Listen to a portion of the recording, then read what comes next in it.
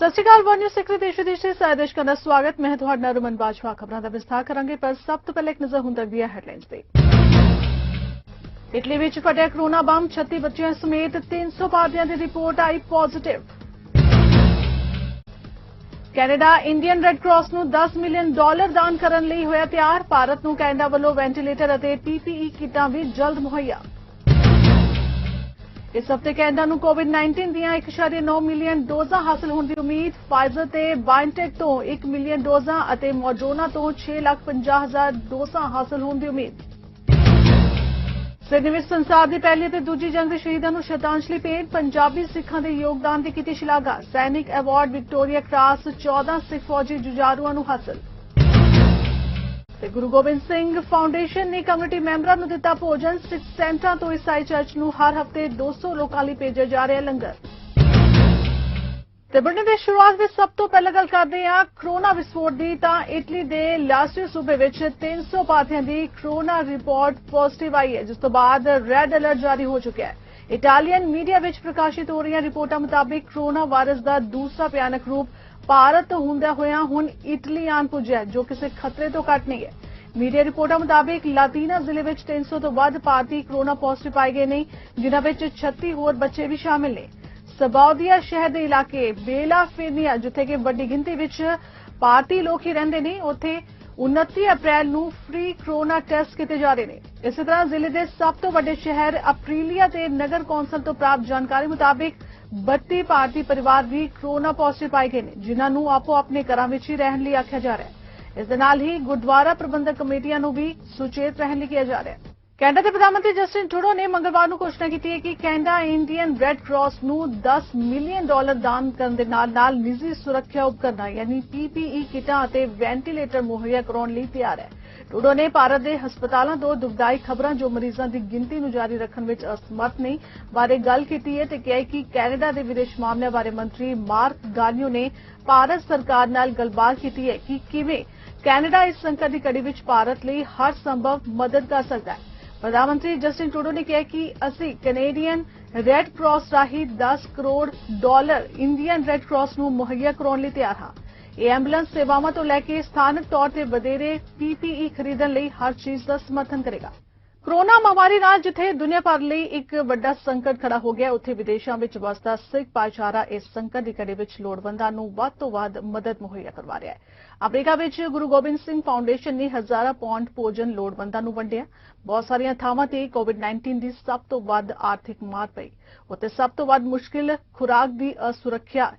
ਇਨ੍ਹਾਂ ਵੱਖ-ਵੱਖ ਕਾਉਂਟੀਆਂ ਵਿੱਚ ਹਜ਼ਾਰਾਂ ਵਲੰਟੀਅਰਸ ਅੱਜ ਵੀ ਸੇਵਾ ਨਿਭਾ ਰਹੇ ਨੇ। ਅਮਰੀਕਾ ਵਿੱਚ ਸਿੱਖ ਸੈਂਟਰਾਂ ਤੋਂ ਈਸਾਈ ਚਰਚ ਨੂੰ ਹਰ ਹਫ਼ਤੇ 200 ਲੋਕਾਂ ਲਈ ਲੰਗਰ ਦਿੱਤਾ ਜਾਂਦਾ ਹੈ। ਇਸ ਕੜੀ ਤਹਿਤ ਕ੍ਰਿਸਚੀਅਨ ਚਰਚ ਐਪੀ ਬਰਥ ਯੂਨਾਈਟਿਡ ਮੈਥੋਡਿਸਟ ਚਰਚ ਨੇ ਮੈਰੀਲੈਂਡ ਵਿੱਚ ਲੋੜਵੰਦ ਪਰਿਵਾਰਾਂ ਨੂੰ ਵੰਡਣ ਲਈ ਸਿੱਖ ਸੈਂਟਰ ਤੋਂ ਭੋਜਨ ਪ੍ਰਾਪਤ ਕੀਤਾ। ਗੁਰੂ ਗੋਬਿੰਦ ਸਿੰਘ ਫਾਊਂਡੇਸ਼ਨ ਦੇ ਚੇਅਰਮੈਨ ਡਾਕਟਰ ਰਾਜਵੰਤ ਸਿੰਘ ਨੇ ਇਸ ਉਪਰਾਲੇ ਲਈ ਵਲੰਟੀਅਰਸ ਅਤੇ ਸਮਰਥਕਾਂ ਦਾ ਧੰਨਵਾਦ ਕੀਤਾ ਹੈ।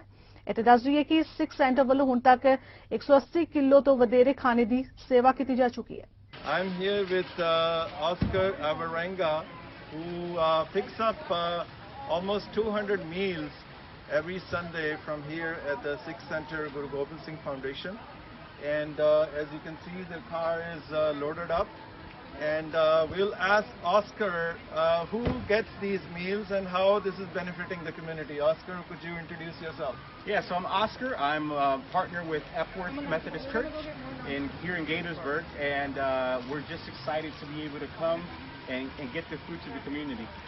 And how many people are being served, and are you taking this to church or it's going to the apartment buildings? So could you explain that? Yeah, so the way it works, on Sundays I come and pick up the food, and then I take it to the church. At that point, we have GBCI, they're the Gaithersburg Beloved Initiative Community. They take the food from our church to Cider Mill Apartments. There we have over 50 families that come out, and they get food from the church, and we also then supplement with this food that the Sikh Foundation has been so lovely to help us now for many weeks. So we love to continue doing this.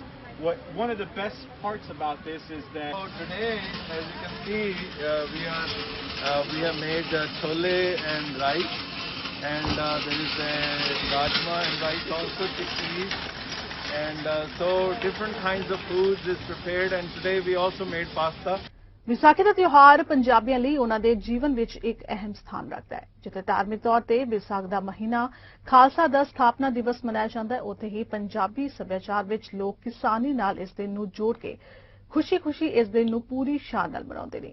ਅੱਜਕੱਲ ਪੰਜਾਬੀ ਪੂਰੀ ਦੁਨੀਆ ਵਿੱਚ ਵਸਦੇ ਨੇ ਅਤੇ ਵਿਸਾਖੀ ਵੀ ਪੂਰੀ ਦੁਨੀਆ ਵਿੱਚ ਮਨਾਈ ਜਾਂਦੀ ਹੈ। ਇਸ ਲੜੀ ਵਿੱਚ ਨਿਊਯਾਰਕ ਦੇ ਲੌਂਗ ਆਈਲੈਂਡ ਵਿੱਚ ਪੰਜਾਬੀ ਭਾਰਤੀ ਭਾਈਚਾਰੇ ਵੱਲੋਂ ਵਿਸਾਖੀ ਦੇ ਮੌਕੇ ਖਾਸ ਪ੍ਰੋਗਰਾਮ ਲਿਖਿਆ ਗਿਆ, ਜਿਸ ਵਿੱਚ ਵੱਡੀ ਗਿਣਤੀ ਵਿੱਚ ਲੋਕਾਂ ਨੇ ਸ਼ਮੂਲੀਅਤ ਕੀਤੀ। ਪੇਸ਼ ਹੈ ਮਨੀਸ਼ ਬਿਆਲਾ ਦੀ ਖਾਸ ਰਿਪੋਰਟ। ਪੰਜਾਬੀ ਜਿੱਥੇ ਵੀ ਜਾਣ ਆਪਣਾ ਧਰਮ ਅਤੇ ਵਿਰਸਾ ਆਪਣੇ ਨਾਲ ਲੈ ਕੇ ਜਾਂਦੇ ਨੇ। ਪੰਜਾਬ ਤੋਂ 7 ਸਮੁੰਦਰ ਪਾਰ ਅਮਰੀਕਾ ਦੇ ਸ਼ਹਿਰ ਨਿਊਯਾਰਕ ਵਿੱਚ ਵੀ ਪੰਜਾਬੀ ਭਾਰਤੀ ਭਾਈਚਾਰੇ ਵੱਲੋਂ ਰਲ ਕੇ ਵਿਸਾਖੀ ਦੇ ਦਿਹਾੜੇ ਨੂੰ ਚਾਵਾਂ ਦੇ ਨਾਲ ਮਨਾਇਆ ਗਿਆ।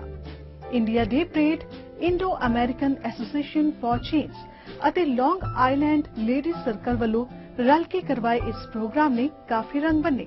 ਕੋਵਿਡ-19 ਦੇ ਦੌਰ ਦੇ ਤਕਰੀਬਨ 15 ਮਹੀਨੇ ਬਾਅਦ ਲੋਕਾਂ ਵੱਲੋਂ ਰਲ ਮਿਲ ਕੇ ਇਹ ਵੱਡਾ ਪ੍ਰੋਗਰਾਮ ਕਰਵਾਇਆ ਗਿਆ। ਪਰ ਨਾਲ ਹੀ ਨਾਲ ਭਾਰਤ ਵਿੱਚ ਕਿਸਾਨੀ ਦੇ ਦਰਦ ਨੂੰ ਯਾਦ ਰੱਖਦੇ ਹੋਏ ਕਿਸਾਨੀ ਸੰਘਰਸ਼ ਵਿੱਚ ਸ਼ਹੀਦ ਹੋਏ ਕਿਸਾਨਾਂ ਦੀ ਯਾਦ ਵਿੱਚ ਮੌਨ ਵੀ ਰੱਖਿਆ ਗਿਆ। ਇਸ ਮੌਕੇ ਪ੍ਰਬੰਧਕਾਂ ਵੱਲੋਂ ਵਿਸਾਖੀ ਦੀ ਮੁਬਾਰਕਬਾਦ ਦਿੰਦਿਆਂ ਕੋਵਿਡ-19 ਮਹਾਮਾਰੀ ਤੋਂ ਜਲਦ ਬਾਹਰ ਨਿਕਲ ਕੇ ਇੱਕ ਸਿਹਤਮੰਦ ਅਤੇ ਨਿਰੋਈ ਸਮਾਜ ਦੀ ਸਿਰਜਣਾ ਲਈ ਅਰਦਾਸ ਵੀ ਕੀਤੀ ਗਈ। ਸਾਰਿਆਂ ਨੂੰ ਮੇਰੀ ਜਸਬੀਰ ਜੇ ਸਿੰਘ ਦੀ ਪਿਆਰ ਭਰੀ ਸਤਿ ਸ੍ਰੀ ਅਕਾਲ। ਅੱਜ ਅਸੀਂ ਇੱਥੇ ਲੌਂਗ ਆਈਲੈਂਡ ਵਿੱਚ ਵਿਸਾਖੀ ਮਨਾ ਰਹੇ ਹਾਂ, ਬੜੇ ਸ਼ੌਂਕ ਨਾਲ, ਬੜੇ ਫਖਰ ਨਾਲ ਤੇ ਬੜੀ ਖੁਸ਼ੀ ਨਾਲ। ਲੌਂਗ ਆਈਲੈਂਡ ਦੀਆਂ ਦੋ ਵੱਡੀਆਂ ਐਸੋਸੀਏਸ਼ਨਸ ਨੇ, ਆਈਡੀਪੀ ਜੋ ਕਿ ਇੰਡੀਆ ਡੇ ਪਰੇਡ ਤੇ ਨਾਲ ਲੌਂਗ ਆਈਲੈਂਡ ਲੇਡੀਜ਼ ਸਰਕਲ, ਤੇ ਨਾਲ ਸਾਡੇ ਜੁੜੇ ਨੇ IAAC ਜੋ ਕਿ ਬਹੁਤ ਸੇਵਾ ਕਰਦੇ ਨੇ ਲਾਅ ਐਨਫੋਰਸਮੈਂਟ ਆਫੀਸਰਸ ਵਾਸਤੇ, ਜੋ ਆਪਣੀ ਲਾਈਫ ਸੈਕਰੀਫਾਈਸ ਕਰਦੇ ਨੇ ਔਨ ਡਿਊਟੀ, ਉਹਨਾਂ ਦੇ ਬੱਚਿਆਂ ਨੂੰ ਸਕਾਲਰਸ਼ਿਪ ਦਿੰਦੇ ਨੇ।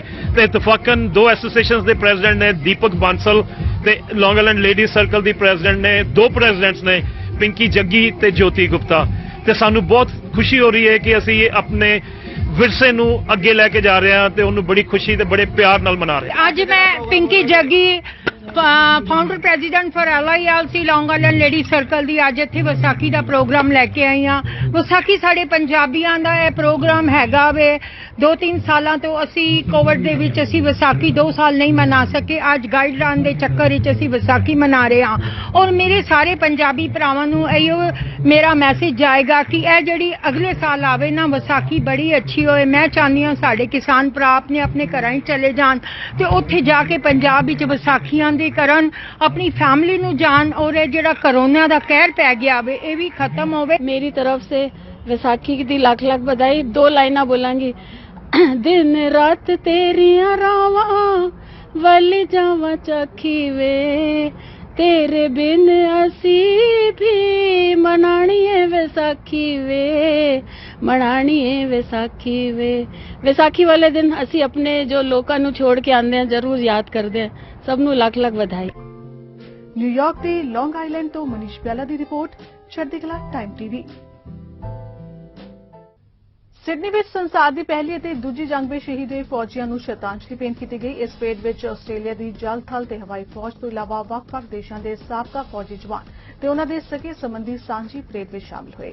ਇਹਨਾਂ ਵਿੱਚ ਭਾਰਤੀ ਪੰਜਾਬੀ ਲੋਕ ਵੀ ਸ਼ਾਮਿਲ ਸਨ। National Sikh council of Australia ਦੀ ਅਗਵਾਈ ਵਿੱਚ ਸ਼ਾਮਿਲ ਪਰੇਡ ਮਾਰਚ ਦੀ ਕਮਾਂਡ ਸਾਬਕਾ ਕਰਨਲ ਚਰਨਜੀਤ ਸਿੰਘ ਚੀਮਾ ਤੇ ਸੈਕੰਡ ਕਮਾਂਡ ਸਾਬਕਾ ਕੈਪਟਨ ਸਰਜਿੰਦਰ ਸਿੰਘ ਸੰਧੂ ਨੇ ਕੀਤੀ। ਪਰੇਡ ਵਿੱਚ ਸ਼ਾਮਿਲ ਸਾਬਕਾ ਫੌਜੀ ਅਫਸਰਾਂ, ਜਵਾਨਾਂ, ਉਹਨਾਂ ਦੇ ਰਿਸ਼ਤੇਦਾਰਾਂ ਤੇ ਸਨੇਹੀਆਂ ਨੇ ਬਹਾਦਰੀ ਦੇ ਤਗਮੇ ਟੰਗੇ ਹੋਏ ਸਨ। ਇਸ ਮੌਕੇ ਕੌਂਸਲ ਦੇ ਜਨਰਲ ਸਕੱਤਰ ਬਾਵਾ ਸਿੰਘ ਜਗਦੇਵ ਨੇ ਕਿਹਾ ਕਿ ਬ੍ਰਿਟਿਸ਼ ਰਾਜ ਅਧੀਨ ਭਾਰਤੀ ਜਵਾਨਾਂ, ਜਿਨ੍ਹਾਂ ਵਿੱਚ ਖਾਸ ਕਰ ਪੰਜਾਬੀ ਸਿੱਖਾਂ ਨੇ ਆਪਣੀ ਜਾਨ ਦੀ ਪਰਵਾਹ ਨਾ ਕਰਦਿਆਂ ਬੜੀ ਬਹਾਦਰੀ ਨਾਲ ਦੁਸ਼ਮਣ ਫੌਜ ਨਾਲ ਲੋਹਾ ਲਿਆ। ਸੰਸਾਰ ਜੰਗਾਂ ਵਿੱਚ ਸਿੱਖ ਰੈਜੀਮੈਂਟਸ ਦੀ ਬਹਾਦਰੀ ਤੇ ਮਾਨਵਤਾ ਯੋਗਦਾਨ ਹੈ। ਇਸ ਮੌਕੇ ਬ੍ਰਿਟਿਸ਼ ਆਰਮੀ ਦਾ ਸਭ ਤੋਂ ਵੱਡਾ ਸੈਨਿਕ ਐਵਾਰਡ ਵਿਕਟੋਰੀਆ ਕ੍ਰਾਸ 14 ਸਿੱਖ ਫੌਜੀ ਜੁਝਾਰੂਆਂ ਨੂੰ ਹਾਸਲ ਹੋਇਆ। ਹਰ ਸਾਲ ਆਸਟ੍ਰੇਲੀਆ ਵਿੱਚ ਵਸਦੇ ਫੌਜੀ ਪਿਛੋਕੜ ਵਾਲੇ ਸਿੱਖ ਪਰਿਵਾਰ ਆਪਣੇ ਫੌਜੀਆਂ ਨੂੰ ਸ਼ਰਧਾ ਦੇ ਫੁੱਲ ਭੇਂਟ ਕਰਦੇ ਨੇ। ਜਗਤ ਪੰਜਾਬੀ ਸਭਾ ਵੱਲੋਂ ਗੀਤ, ਕਵਿਤਾ ਤੇ ਲੇਖ ਲਿਖਣ ਦਾ ਮੁਕਾਬਲਾ ਕਰਵਾਇਆ ਜਾ ਰਿਹਾ ਹੈ। ਮੁਕਾਬਲੇ ਵਿੱਚ ਹਿੱਸਾ ਲੈਣ ਵਾਲੇ ਲੇਖਕ 9 ਮਈ ਦਿਨ ਐਤਵਾਰ ਤੱਕ ਆਪਣੇ ਲਿਖੇ ਗੀਤ, ਕਵਿਤਾ ਤੇ ਲੇਖ ਸਕਰੀਨ ਤੇ ਦਿੱਤੇ ਜਗਤ ਪੰਜਾਬੀ ਸਭਾ ਦੇ ਇਸ ਈਮੇਲ ਐਡਰੈਸ ਤੇ ਭੇਜ ਦੇਣ। ਗੀਤ, ਕਵਿਤਾ ਤੇ ਲੇਖ ਦਾ ਵਿਸ਼ਾ ਪੰਜਾਬੀ ਭਾਸ਼ਾ ਦਾ ਭਵਿੱਖ, ਕੈਨੇਡਾ ਵਾਲੀਆਂ ਵਰਲਡ ਪੰਜਾਬੀ ਕਾਨਫਰੰਸਾਂ, ਵਿਦਿਅਕ ਪ੍ਰਣਾਲੀ ਜਗਤ ਪੰਜਾਬੀ ਸਭਾ ਦੇ ਪੱਬਾਂ ਵੱਲੋਂ ਕਰਵਾਏ ਜਾ ਰਹੇ ਪ੍ਰੋਗਰਾਮਾਂ ਤੇ ਪ੍ਰਬੰਧਾਂ ਬਾਰੇ ਹੋਣਾ ਚਾਹੀਦਾ ਹੈ। ਇਹਨਾਂ ਵਿਸ਼ਿਆਂ ਤੇ ਹੀ ਗੀਤ, ਕਵਿਤਾ ਤੇ ਲੇਖ ਲਿਖਿਆ ਜਾ ਸਕਦਾ ਹੈ। ਸਭ ਤੋਂ ਵਧੀਆ ਗੀਤ, ਕਵਿਤਾ ਤੇ ਲੇਖ ਲਿਖਣ ਵਾਲਿਆਂ ਨੂੰ ਸਰਟੀਫਿਕੇਟ ਤੇ ਨਕਦ ਇਨਾਮ ਦਿੱਤੇ ਜਾਣਗੇ। ਵਧੇਰੇ ਜਾਣਕਾਰੀ ਲਈ ਸਕਰੀਨ ਤੇ ਦਿੱਤੇ ਇਹਨਾਂ ਨੰਬਰਾਂ ਤੇ ਸੰਪਰਕ ਕੀਤਾ ਜਾ ਸਕਦਾ ਹੈ। ਤੇ ਗੱਲ ਕਰਦੇ ਕੈਨੇਡਾ ਸਰਕਾਰ ਦੀ ਤਾਂ ਓਨਟਾਰੀਓ ਸਰਕਾਰ ਵੱਲੋਂ 10 ਦਿਨ ਪਹਿਲਾਂ ਫੈਡਰਲ ਸਰਕਾਰ ਵੱਲੋਂ ਵੈਕਸੀਨ ਰੋਲ ਆਊਟ ਲਈ ਸਹਾਇਤਾ ਦੀ ਕੀਤੀ ਪੇਸ਼ਕਸ਼ ਨੂੰ ਠੁਕਰਾ ਦਿੱਤਾ ਗਿਆ ਸੀ। ਪਰ ਹੁਣ ਫੋਰਡ ਸਰਕਾਰ ਵੱਲੋਂ ਆਰਮੀ ਸਹਾਇਤਾ ਲਈ ਫੈਡਰਲ ਸਰਕਾਰ ਅੱਗੇ ਗੁਹਾਰ ਲਗਾਈ ਗਈ ਹੈ। ਇਸ ਬਾਰੇ ਗੱਲਬਾਤ ਕਰਦਿਆਂ ਛੋਟੇ ਬਿਜ਼ਨਸ ਅਦਾਰੇ ਵਿਭਾਗ ਦੇ ਐਸੋਸੀਏਟ ਮਿਨਿਸਟਰ ਪ੍ਰਭਮੀਤ ਸਰਕਾਰੀਆ ਨੇ ਕਿਹਾ ਕਿ ਸਰਕਾਰ 3 ਲੱਖ ਲੋਕਾਂ ਨੂੰ ਵੈਕਸੀਨੇਟ ਕਰਨ ਦੇ ਸਮਰੱਥ ਹੈ। ਪਰ ਤੀਜੀ ਲਹਿਰ ਦੇ ਪ੍ਰਭਾਵ ਨੂੰ ਦੇਖਦਿਆਂ ਫੌਜ ਦੀ ਸਹਾਇਤਾ ਮੰਗੀ ਗਈ ਹੈ। They increase supply. Just today in my riding in my city of Brampton, we're rolling out in the next day, vaccination of essential workers, whether it's at Maple Leaf Farm, Maple Lodge Farms, and at some point at Amazon and other employers as well.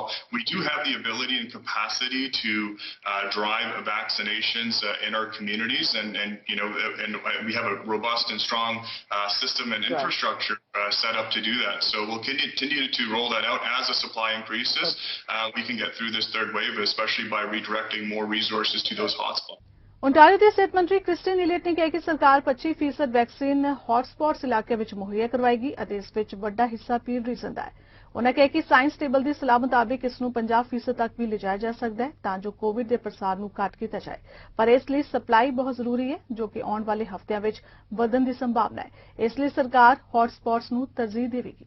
We're actually looking at all of the hotspots, and of course there are many in Peel that will benefit from the 25% allocation, and if we go to the 50% allocation, that even more so. It's really important that we've been limited up until now on the supply of vaccines that we're receiving, but starting next week we will be receiving much higher levels of doses from Pfizer. And so we don't want to be able to take vaccines away from any groups right now if we were to go to the 50%. But starting next week, should we decide to move forward with that, we would have a much larger allocation of vaccines to be able to put into those hotspot areas. And we're also taking a look because we are not entirely sure about when our AstraZeneca vaccines are going to be coming in next. And the Moderna vaccines have been delayed 3 times. And now we're receiving about half of the level of doses we expected to receive. We're now doing a pilot project with several pharmacies in putting Pfizer into those pharmacies. Toronto ਦੇ mayor John Tory ਵੱਲੋਂ vaccine role out ਬਾਰੇ ਜਾਣਕਾਰੀ ਦਿੱਤੀ ਗਈ ਹੈ। ਉਨ੍ਹਾਂ ਕਿਹਾ ਕਿ ਹੁਣ ਤੱਕ ਸ਼ਹਿਰ ਵਿੱਚ 1,72,000 ਲੋਕਾਂ ਨੂੰ ਵੈਕਸੀਨੇਟ ਕੀਤਾ ਜਾ ਚੁੱਕਿਆ ਹੈ ਅਤੇ ਹੌਟਸਪੌਟਸ ਨੂੰ ਤਰਜੀਹ ਦਿੱਤੀ ਗਈ ਹੈ ਜਿਸ ਨਾਲ ਸਾਰਥਕ ਨਤੀਜੇ ਨਿਕਲ ਕੇ ਸਾਹਮਣੇ ਆ ਰਹੇ ਨੇ। ਮੇਅਰ ਨੇ ਦੱਸਿਆ ਕਿ ਆਉਣ ਵਾਲੇ ਦਿਨਾਂ ਵਿੱਚ ਵੈਕਸੀਨ ਸਪਲਾਈ ਤੇਜ਼ੀ ਨਾਲ ਮਿਲੇਗੀ ਅਤੇ ਸਿਟੀ ਆਪਣੇ ਪਲਾਨ ਨੂੰ ਚੰਗੇ ਤਰੀਕੇ ਨਾਲ ਅੱਗੇ ਵਧਾ ਕੇ ਸਭ ਨੂੰ ਵੈਕਸੀਨੇਟ ਕਰੇਗੀ। Get shots in arms across the city and making sure through our Team Toronto sprint strategy that we're getting shots in arms in our hottest of hot spots. That's why we brought in the sprint strategy, to help get thousands more people vaccinated each week in the neighborhoods where we know COVID-19 is raging disproportionately at this time. Dr. Davila will detail today the real impact this strategy is having and the dramatic improvement in vaccine rates we are seeing in hotspots exactly as intended. The M3N hotspot, which, for example, includes the Black Creek neighborhood, improved the most out of all 13 Team Toronto hotspots. Brampton ਇਸ ਤੋਂ MPP Gurratan Singh ਨੇ ਕਿਹਾ ਕਿ Brampton ਇਸ ਵੇਲੇ corona virus ਕਾਰਨ ਚਿੰਤਾ ਵਾਲੀ ਸਥਿਤੀ ਚੋਂ ਗੁਜ਼ਰ ਰਿਹਾ ਹੈ। ਬ੍ਰੈਂਪਟਨ ਵਿੱਚ ਕੋਵਿਡ-19 ਦੀ ਪੋਜ਼ਿਟਿਵ ਦਰ 22% ਹੈ ਤੇ ਹੁਣ ਤੱਕ ਦੀ ਸਭ ਤੋਂ ਜ਼ਿਆਦਾ ਮੰਨੀ ਜਾ ਰਹੀ ਹੈ। ਉਨ੍ਹਾਂ ਦੱਸਿਆ ਕਿ ਬ੍ਰੈਂਪਟਨ ਦੇ ਹਸਪਤਾਲ ਦੀ ਕੋਵਿਡ-19 ਨਾਲ ਨਜਿੱਠਣ ਲਈ ਦਿਨ ਰਾਤ ਕੰਮ ਕਰ ਰਹੇ ਨੇ। ਓਨਟਾਰੀਓ ਦੇ ਸਿਹਤ ਮੰਤਰੀ ਕ੍ਰਿਸਟੀਨ ਇਲੀਅਟ ਨੇ ਇਸ ਮਾਮਲੇ ਤੇ ਜਵਾਬ ਦਿੱਤਾ ਹੈ। Behind again when it comes to getting access to the life-saving vaccine. Thank you very much, Speaker. And in fact, Brampton has been given significant assistance during the course of this pandemic. There is no suggestion that they're receiving any less than they're entitled to. In fact, out of the 114 hotspots that have identified across the province, there are 25 hotspots in the Brampton and Peel area, allowing access to more vaccines, that 25% that I was speaking about before. 25% of all vaccines off the top are divided amongst those public health regions. Brampton has 25 of them. In addition, the areas where people can receive vaccines in Peel, Brampton and Peel, is over 150 pharmacies, 7 of which are operating 24/7, 40 primary care sites, 4 hospitals, 18 plus pop-up sites in high-priority areas, and countless mobile vaccination teams. We are certainly well aware that Peel is a hotspot, and we are dedicating more vaccines in more places for people to receive those vaccines. Federal ਸਰਕਾਰ ਦਾ ਕਹਿਣਾ ਹੈ ਕਿ ਇਸ ਹਫ਼ਤੇ Canada ਨੂੰ ਕੋਵਿਡ-19 ਦੀਆਂ 1.9 million ਡੋਜ਼ਾਂ ਹਾਸਲ ਹੋਣ ਦੀ ਉਮੀਦ ਹੈ। ਇਸ ਦੌਰਾਨ ਕੈਨੇਡਾ ਨੂੰ Johnson and Johnson the single dose ਵਾਲੀ ਵੈਕਸੀਨ ਦੀ ਪਹਿਲੀ ਖੇਪ ਵੀ ਮਿਲੇਗੀ। ਕੈਨੇਡਾ ਨੂੰ ਜੌਨਸਨ ਐਂਡ ਜੌਨਸਨ ਵੈਕਸੀਨ ਦੀਆਂ 3 ਲੱਖ ਡੋਜ਼ਾਂ ਹਾਸਲ ਹੋਣਗੀਆਂ, ਜਦਕਿ ਫਾਈਜ਼ਰ ਤੇ ਬਾਇਓਟੈਕ ਤੋਂ 1 ਮਿਲੀਅਨ ਡੋਜ਼ਾਂ ਤੇ ਮੋਡਰਨਾ ਤੋਂ 6,50,000 ਡੋਜ਼ਾਂ ਹਾਸਲ ਹੋਣ ਦੀ ਉਮੀਦ ਹੈ। ਹਾਲ ਦੀ ਘੜੀ ਆਕਸਫੋਰਡ ਐਕਸਟ੍ਰਾਜੈਂਟਾ ਵੈਕਸੀਨ ਦੀ ਅਗਲੀ ਸਪਲਾਈ ਆਉਣ ਦੀ ਕੋਈ ਸੰਭਾਵਨਾ ਨਹੀਂ ਹੈ। ਜ਼ਿਕਰ ਖਾਸ ਹੈ ਕਿ ਕਈ ਪ੍ਰੋਵਿੰਸਾਂ ਵਿੱਚ ਟੀਕਾਕਰਨ ਦੀ ਉਮਰ 40 ਪਲੱਸ ਤੱਕ ਹੋ ਜਾਣ ਤੋਂ ਬਾਅਦ ਇਸ ਵੈਕਸੀਨ ਦੀ ਮੰਗ ਵਿੱਚ ਵੀ ਕਾਫੀ ਵਾਧਾ ਹੋਇਆ ਹੈ। ਨੈਸ਼ਨਲ ਐਡਵਾਈਜ਼ਰੀ ਕਮੇਟੀ ਔਨ ਇਮੂਨਾਈਜੇਸ਼ਨ ਵੱਲੋਂ ਵੈਕਸੀਨੇਸ਼ਨ ਲਈ ਉਮਰ ਦੀ ਹੱਦ ਘਟਾ ਦਿੱਤੇ ਜਾਣ ਤੇ ਸ਼ੁੱਕਰਵਾਰ ਨੂੰ ਇਹ ਐਲਾਨ ਕੀਤੇ ਜਾਣ ਤੋਂ ਬਾਅਦ ਕਿ 30 ਸਾਲ ਇਸ ਤੋਂ ਬਾਅਦ ਉਮਰ ਦੇ ਕੈਨੇਡੀਅਨ ਐਕਸਟ੍ਰਾਜੈਂਟਾ ਵੈਕਸੀਨ ਦਾ ਟੀਕਾ ਲਵਾ ਸਕਦੇ ਨੇ। ਇਸ ਵੈਕਸੀਨ ਦੀ ਮੰਗ ਵਧਣ ਦੀ ਸੰਭਾਵਨਾ ਪੈਦਾ ਹੋਈ ਹੈ। ओंटारियो ਦੀ ਵਿਧਾਨ ਸਭਾ ਵਿੱਚ ਮਿਸੀਸਾਗਾ ਮਾਲਟਨ ਦੇ ਐਮਪੀਪੀ ਦੀਪਕ ਆਨੰਦ ਨੇ ਡਰਾਈਵਿੰਗ ਲਾਇਸੈਂਸ ਦੀ ਮਹੱਤਤਾ ਬਾਰੇ ਗੱਲਬਾਤ ਕੀਤੀ ਹੈ। ਉਹਨਾਂ ਪਹਿਲੀ ਵਾਰ ਆਪਣਾ ਡਰਾਈਵਿੰਗ ਲਾਇਸੈਂਸ ਲੈਣ ਦਾ ਤਜਰਬਾ ਵੀ ਸਾਂਝਾ ਕੀਤਾ ਹੈ। ਉਹਨਾਂ ਕਿਹਾ ਕਿ ਹਰੇਕ ਸਾਲ ਡਰਾਈਵਿੰਗ ਇੰਸਟ੍ਰਕਟਰ ਹਜ਼ਾਰਾਂ ਹੀ ਨਾਗਰਿਕਾਂ ਖਾਸ ਕਰਕੇ ਨੌਜਵਾਨਾਂ ਨੂੰ ਲਾਇਸੈਂਸ ਮੁਹੱਈਆ ਕਰਵਾਉਂਦੇ ਨੇ। Thank you, Madam Speaker. I still remember the day when I received my driver license. I felt empowered. Immediately, the definition of distance changed for me. Every year, driving instructors help thousands of people like our youth, those who wait for years for that first drive of independence. New immigrants whose job prospects could multiply with the driving license. Truckers who need their full G before moving on to their commercial license. I want to acknowledge and thank driving instructors for playing an integral and important role in our communities. A special shout out goes to APDIO and ADSIO for their Ontario spirit. During these tough times, you have stepped up and has supported the community by delivering food and PPEs to the families in need. Mr. Speaker, in Peel, in-vehicle instruction was only allowed for 4 out of the last 13 months, and due to pandemic, 294,000 passenger road tests were cancelled. Once the drive test centers are open, driving instruction will have to work, driver instructors will have to work overtime to fulfill the spike in demand. And Mr. Speaker, I want to acknowledge our office is working with APDIO to seek possibility of helping residents looking to get vaccinated and don't have transportation option. Through this statement, I would like to thank Ontario's driving instructors for their hard work and their community service and wish them the best of success. NDP ਆਗੂ ਜਗਮੀਤ ਸਿੰਘ ਨੇ ਕੋਵਿਡ-19 ਦੇ ਪ੍ਰਭਾਵ ਬਾਰੇ ਗੱਲਬਾਤ ਕਰਦਿਆਂ ਮਜ਼ਦੂਰਾਂ ਲਈ ਅਦਾਇਗੀਸ਼ੁਦਾ ਛੁੱਟੀ ਦੀ ਤਜਵੀਜ਼ ਬਾਰੇ ਵਿਚਾਰ ਚਰਚਾ ਕੀਤੀ ਹੈ। ਫੈਡਰਲ ਸਰਕਾਰ ਵੱਲੋਂ ਅੰਤਰਰਾਸ਼ਟਰੀ ਯਾਤਰਾ ਲਈ ਲਗਾਈਆਂ ਗਈਆਂ ਪਾਬੰਦੀਆਂ ਤੇ ਵੀ ਉਹਨਾਂ ਪ੍ਰਤੀਕਿਰਿਆ ਦਿੱਤੀ ਹੈ। Brampton, a 13-year-old girl, Emily, lost her life to COVID-19. And the story that was told by Globe and Mail is a heartbreaking story that really illustrates how this is something that is impacting young people. Father didn't expect that there was anything wrong. His 13-year-old daughter, as the story recounts, was giving him the usual attitude that a 13-year-old we might expect, might give to a father who is worried about their health. And it seemed fine until the next day he checked on her and she was dead. He was a worker that had to go into work. He did not have access to paid sick leave. We know that paid sick leave can save lives. Emily, 13-year-old Emily, did not have to die. This is what we're up against. We need to immediately vaccinate everyone who needs it most, get them the vaccine, and we need to make sure there's paid sick leave. So again, we are redoubling our call to bring in paid sick leave that actually works. This is vital, this is important, this will save lives. We need to do this immediately. Ontario ਦੇ chief medical ਅਧਿਕਾਰੀ doctor David William ਨੇ Ontario ਅੰਦਰ corona virus ਦੀ ਮੌਜੂਦਾ ਸਥਿਤੀ ਤੇ ਚਾਨਣਾ ਪਾਇਆ। ਉਹਨਾਂ ਦੱਸਿਆ ਕਿ ਪ੍ਰੋਵਿੰਸ ओंटारियो ਅੰਦਰ ਪਿਛਲੇ ਹਫ਼ਤੇ ਐਸਟ੍ਰਾਜੈਨੇਕਾ ਵੈਕਸੀਨ ਨਾਲ ਬਲੱਡ ਕਲੋਟਸ ਬਣਨ ਦੇ 2 ਕੇਸ ਸਾਹਮਣੇ ਆਏ ਨੇ ਅਤੇ 1 ਕੇਸ ਅੱਜ ਸਾਹਮਣੇ ਆਇਆ। ਉਹਨਾਂ ਦੱਸਿਆ ਕਿ ਬਲੱਡ ਕਲੋਟਸ ਬਣਨ ਵਾਲੇ ਮਰੀਜ਼ਾਂ ਦਾ ਹਸਪਤਾਲਾਂ ਅੰਦਰ ਇਲਾਜ ਜਾਰੀ ਹੈ। Last week we reported 2 cases of VIT in Ontario. Today I'm reporting a 3rd case.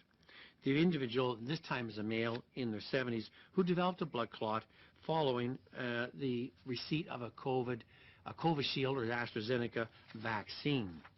The individual is currently receiving treatment in hospital. So I know that there's many reports of serious adverse that may cause concern around the AstraZeneca vaccine. But as you know, we have recently had a further update from our National Advisory Committee on Immunization that has lowered the age down to 30. Still in Ontario at this stage, we're going 40 and above because of our supply issues, that we only have so much to utilize, and we want to get that age group done. Nevertheless, if physicians have some other concerns, they can deal with that on an individual case-by-case basis. So these reactions are still rare, as we talk about 1 in 100,000, 1 in 250,000 of the doses given. And so far we've given about, actually administered 650,000 doses of the Covishield or /AstraZeneca vaccine here in Ontario. Ontario ਦੀ transport minister Caroline मैरिली province अंदर सड़क सुरक्षा के उद्देश्य नाल लिआंदे नवे कानूनां बारे उन्हें जानकारी दी है। उन्हें कहा कि इस कानून के पास होने तो बाद स्टंट ड्राइविंग और हाई रिस्क ड्राइविंग के लाइसेंसां बारे भी विचार चर्चा की जाएगी। उन्हें भी कहा कि इन्हां ड्राइविंगां लई सजावां दे प्रावधान विच भी वाधा किया जाएगा। Government is going further to keep roads safe in Ontario, protect vulnerable road users, and improve protections and standards for consumers and businesses. Earlier today, our government introduced the Moving Ontarians More Safely Act, also known as the MOMS Act. If passed, this act would increase penalties for stunt driving, street racing, and other high-risk driving behaviors. Plus tôt aujourd'hui, notre gouvernement a présenté la loi de 2021 visant à assurer à la population ontarienne des déplacements plus sûrs, qui, si elle est adoptée, augmentera les peines pour la conduite acrobatique, les courses de rue et autres comportements de conduite à risque. The Act would enhance protections for vulnerable road users and consumers, improve commercial vehicle and highway worker safety. फिलहाल world news which इन्ना ही। देश दुनिया दी बाकी खबरां दी जानकारी तुसीं बने रहो साडे नाल। छड्डी का टाइम टीवी ते धन्नवाद।